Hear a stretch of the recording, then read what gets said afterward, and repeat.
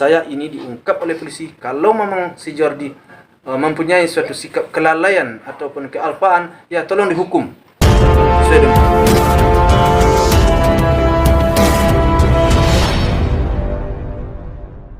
Sebenarnya Jody ini sopir atau kerabat bagaimana sih? Sopir. Memang sopir, benar-benar sopir. Ya, sopir. Benar-benar sopir. Dia bekerja lah pada anak saya ini dulu mungkin sebagai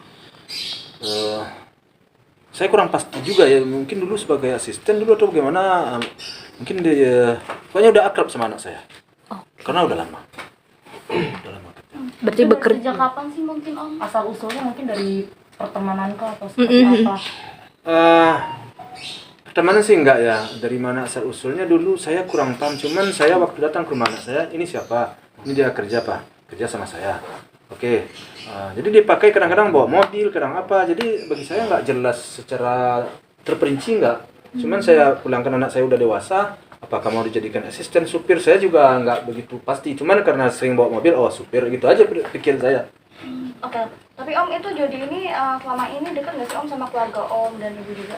Kalau sama keluarga, sama ibu, sama saya, karena kami rumah berpisah, nggak begitu dekat. Yang dekat kan sama anak saya di sini, sama anak dan menantu saya. Tapi mohon maaf, betul ada hubungan dengan Kak Puji sendiri atau seperti Nggak ada. Kan pemberitaannya mohon maaf ada hubungan spesial mungkin. Nggak ada.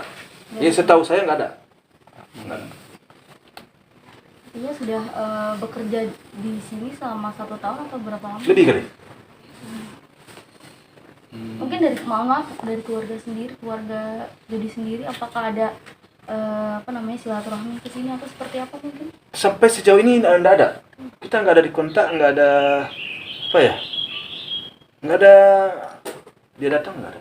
Kalau melihat dari seperti yang saya ceritakan beberapa lama ini, kalau melihat dari kejadian tabrakan, resiko yang ditimbulkan, ada suatu kejengkelan sendiri dari pribadi saya.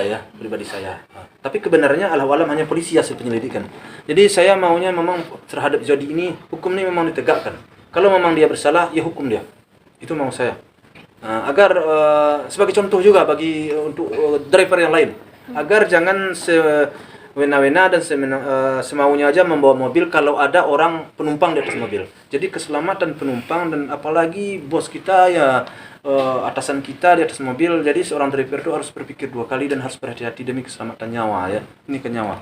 Jadi di sini ada suatu kelalaian yang dilakukan oleh Jordi.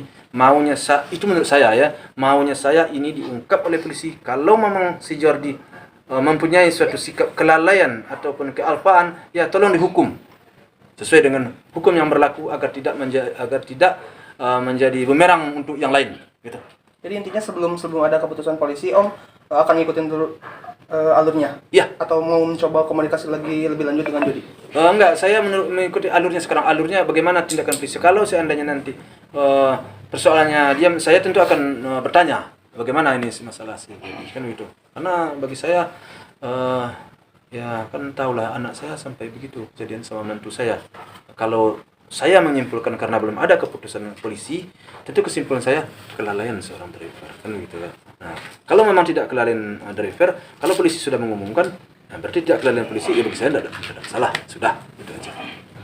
Ada upaya untuk diselesaikan secara keluarga? Artinya didamaikan gitu? Kalau misalnya ada tanggapan seperti itu gitu? Enggak ada. Keluarganya enggak ada tanggapan, enggak ada berbicara sama kita. Jadi kita seperti yang saya sampaikan tadi, saya maunya hukum berjalan gitu. Jadi saat ini juga keluarga belum datang ke rumah ini untuk ikut tahlilan atau enggak ada. komunikasi sendiri? Enggak ada setahu, enggak ada. Alasannya kenapa, Om? Apa karena Alam jauh? saya enggak tahu. Menyayangkan itu Mas. Dibilang menyayangkan enggak juga bagi saya sih. Kenapa dibilang enggak?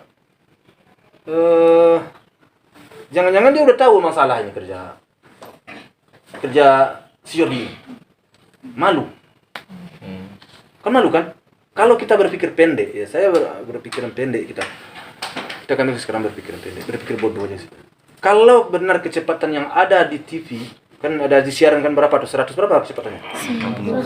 100 lebih. 100 lebih. 100 lebih sekitar. Kalau benar kecepatan itu yang ada di TV, itu secara akal ya boleh dibilang Nah, kita nggak mikirkan orang lain, kita keselamatan orang lain, keselamatan orang yang beri kita belanja gimana ya? Gimana loh tak cara berpikir kita ya? Saya aja di sini mendengar wartawan menunggu saya, sebenarnya saya udah capek ini, nggak tidur malam apa, tapi demi di situ kebutuhan berita kebenaran ini saya ungkap juga kan. Jadi dia seharusnya memikirkan keselamatan orang, jangan demi konten, demi apa, majikan kita, bos kita, anak bos kita, nggak dipikirkan. Nahan diri sedikit kan begitu. Kalau nggak patah-patah begitu, oke lah, nggak ada masalah bagi saya. Itu.